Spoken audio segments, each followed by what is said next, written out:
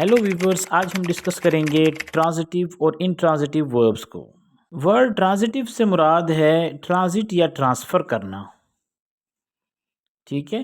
A transitive verb is a verb that requires an object to receive the action.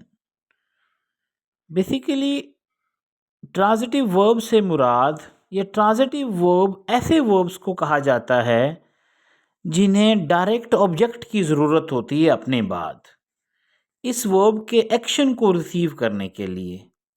ठीक है। यानी कि जो एक वर्ब होता है उसके बाद डायरेक्ट जो है वो ऑब्जेक्ट की ज़रूरत होती है ताकि वो अपने एक्शन को जो है वो शो करवा सकें, उसको क्लियर कर सकें। अच्छा, अभी इसी बात को जो है वो एग्जांपल्स की मदद से अगर हम समझें तो इस तरह होगा। अगर मैं कहता हूँ कि सेंटेंस है ही गोज़, वो जाता है, वी डोंट नो वो कहाँ जाता है। ठीक है। हमें नहीं पता कि वो कहाँ जाता है क्योंकि उसके बाद वर्ब के बाद ऑब्जेक्ट नहीं है। ठीक है। अगर मैं कहता हूँ कि ही गोज़ टू कॉलेज, वो कॉलेज जाता है, देन फिर फिक्रे की सेंस क्लियर हो गई। ठीक है। अब सारे सेंटेंस की सेंस भी क्लियर हो रही है क्योंकि इसके आखिर में ऑब्जेक्ट लगा दिया गया है जो फिक्रे की सेंस को कंप्लीट करता है। नेक्स्ट एग्जांपल देखें। मैं इसी तरह अगर कहता हूँ कि ही सिंग्स, वो गाता है, अब हमें नहीं पता कि वो क्या गाता है। ठीक है।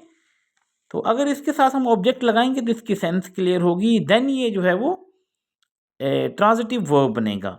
ऐसा वर्ब जो अपने एक्शन को शो करने के लिए अपने बाद जिसे ऑब्जेक्ट की ज़रूरत पड़े उसे हम ट्रांजिटिव वर्ब कहते हैं। अब ही सिंग्स अ सॉन्ग। ठीक है। जब वर्ब के बाद डायरेक्ट जो है वो ऑब्जेक्ट आ गया, फॉरेन ऑब्जेक्ट आ गया, तो फिर वो एक ट्रांजिटिव सेंटेंस बन गया। ठीक है।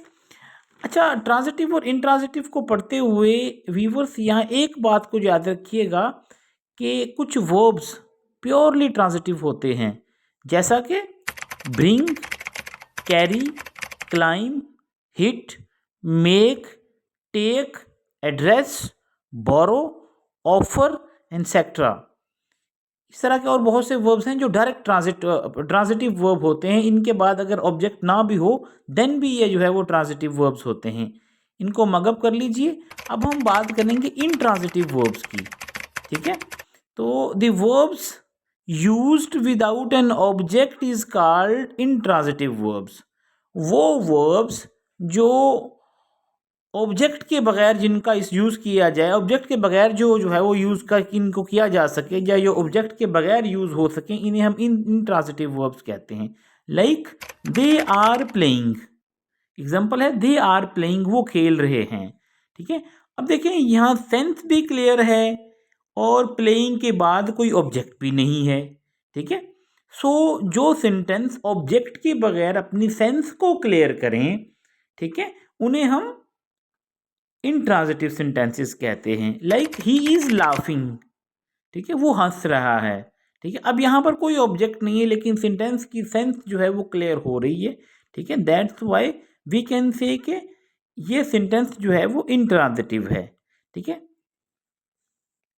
अच्छा, इंट्रांजिटिव के बारे में भी एक बात ज़हन नशीन कर लें कि बहुत से वर्ब्स ऐसे होते हैं जो प्योरली इंट्रांजिटिव होते हैं। जैसे प्योरली ट्रांजिटिव से इसी तरह से प्योरली इंट्रांजिटिव भी कुछ वर्ब्स होते हैं, जैसा कि cry, die, laugh, live, run, go, come, sit, sleep वगैरह। ठीक है। तो इन तमाम जो है वो वर्ब्स को मगअप कर लें स्टूडेंट्स, ज़हन नशीन कर लें, ये इंट्रांजिटिव वर्ब्स हैं। ठीक है। तो उम्मीद है कि आपको जो है वो ट्रांजिटिव और इंट्रांजिटिव का कॉन्सेप्ट जो है वो क्लियर हो गया होगा। नेक्स्ट वीडियो तक के लिए अल्लाह हाफिज़।